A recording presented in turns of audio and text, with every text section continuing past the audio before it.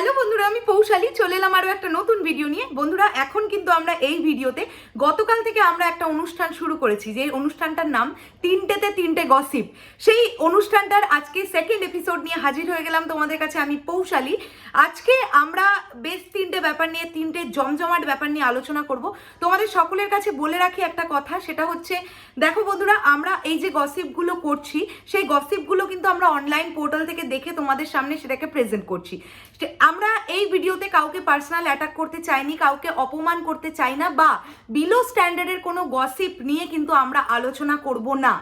আমাদের কাছে যেটা খুব মজাদার বলে মনে হবে, আমরা সেই সমস্ত গসিপই তোমাদের কাছে তুলে ধরবো, এবং তোমরাও কিন্তু পার্সোনালি কেউ নেবে না, মজার ছলেই এই ভিডিওটাকে দেখতে থাকো, আমি এমনটাই বলবো। তবে হ্যাঁ, যে খবরগুলো, যে গসিপগুলো তোমাদের সামনে করব, সেগুলো কিন্তু আমাদের বাংলায় নানান রকম অনলাইন পোর্টাল থেকেই আমাদের সংগ্রহ করা।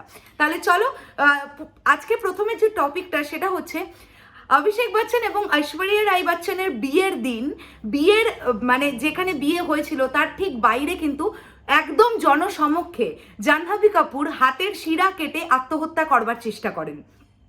তোমরা সকলেই জানো, তোমাদের অবাক মনে হতে পারে যে জাহ্নবী কাপুর মানে হচ্ছে আমাদের শ্রীদেবী এবং বনি কাপুরের মেয়ে। তিনি কি? ডিটেলিং করছি আমি, তাহলে শুনতে থাকো।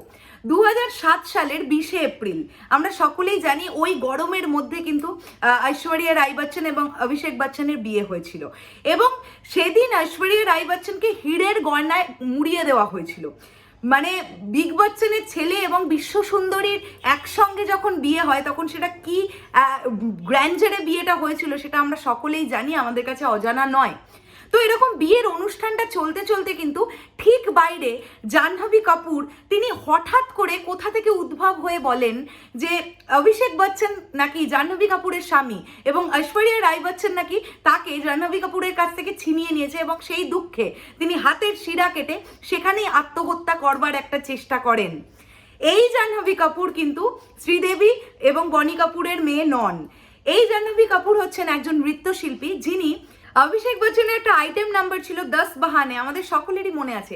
সেই 10 বাহানে গানটার একজন নৃত্যশিল্পী ছিলেন এই জাহ্নবী কাপুর, এবং এছাড়াও তিনি মডেলিং করতেন।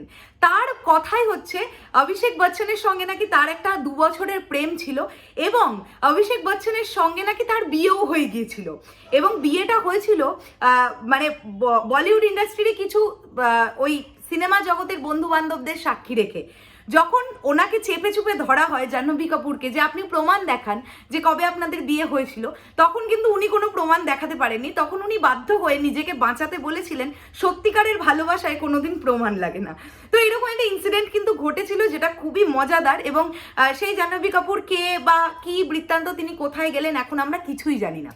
পরবর্তী যেটা নিয়ে আলোচনা করব, সেটা হচ্ছে শ্রাবন্তী চ্যাটার্জি। বন্ধুরা, আমরা সকলেই জানি শ্রাবন্তী চ্যাটার্জি টলিউড ইন্ডাস্ট্রির প্রচণ্ড পপুলার একটা মুখ, এবং একটা সময় উনি প্রচণ্ড হিট কিছু সিনেমা আমাদেরকে দিয়েছেন। কিন্তু রিসেন্টলি ওনার অভিনয় একটু খামতি লাগছে, কিন্তু অভিনয় খামতি হলে কি হবে, উনি কিন্তু রীতিমতন নিজেকে যাতে ঠিক করে প্রেজেন্ট করতে পারেন পাবলিকলি, উনি চেষ্টা করে যাচ্ছেন। কি করছেন আমরা জানি সকলেই, দুর্গাপুজো আর মাত্র 15টা দিন বাকি। উনি কিন্তু প্রচণ্ড শরীর চর্চায় মন দিয়ে দিয়েছেন, এবং রেগুলারলি উনি জিমে যাচ্ছেন। উনি যে ধরনের যোগাগুলো করছেন সেগুলো দেখবার মতন। উনি একটা বাঘের মতন চোখ ঠিকরে এরকম একটা কিছু এক্সারসাইজ করছেন, আমি ডিটেলিং জানি না, বাট এগুলো কিন্তু উনি করছেন, এবং উনি প্রচণ্ড পরিমাণ ডায়েট মেনটেন করছেন। উনি নিজে মনে করেছেন উনি একটু মোটা হয়ে যাচ্ছিলেন, তাই দুর্গাপুজোর মধ্যে উনি একেবারে মেদ ঝরিয়ে উনি কিন্তু দর্শকের সামনে চলে আসবেন। এবং আমরা সকলেই জানি শ্রাবন্তী চ্যাটার্জির চেহারা নিয়ে কিন্তু কিছুদিন আগে বডি শেমিং হয়েছে, এবং ওনার পার্সোনাল লাইফ নিয়েও কিন্তু অনেক সময় ওনাকে অ্যাটাক করা হয়েছে। তো এইগুলো সব কিছু মাথায় রেখে শ্রাবন্তী চ্যাটার্জি কিন্তু নিজে প্রচণ্ডভাবে শরীর চর্চায় মন দিয়েছেন, এবং উনি নাওয়া খাওয়া দাওয়া ভুলে গিয়ে সারা দিন জিমে গিয়ে বসে আছেন এবং শরীর চর্চা করছেন। তার একটা ভিডিও আমি এখানে তোমাদেরকে দিয়ে দিচ্ছি।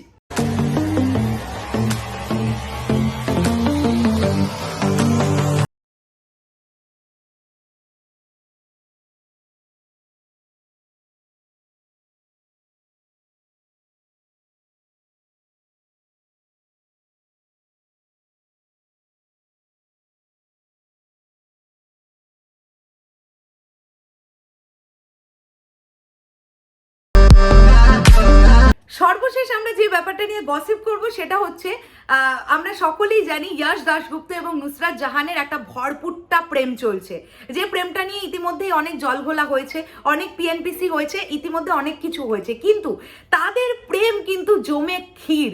আমরা রিসেন্টলি দেখেছি তারা থাইল্যান্ডে গেছেন এবং সেখানে সমুদ্রের মাঝখানে একটা ছবি তুলে কিন্তু সেটা তারা সোশ্যাল মিডিয়ায় পোস্ট করেন এবং ছবিটা ভাইরাল হয়ে যায়। তো এই ছবিটা দেখবার পরে নুসরাত জাহানের সবচেয়ে প্রিয় বান্ধবী তনুশ্রী কি বললেন, তিনি কি মন্তব্য করলেন সেটাই বলবো।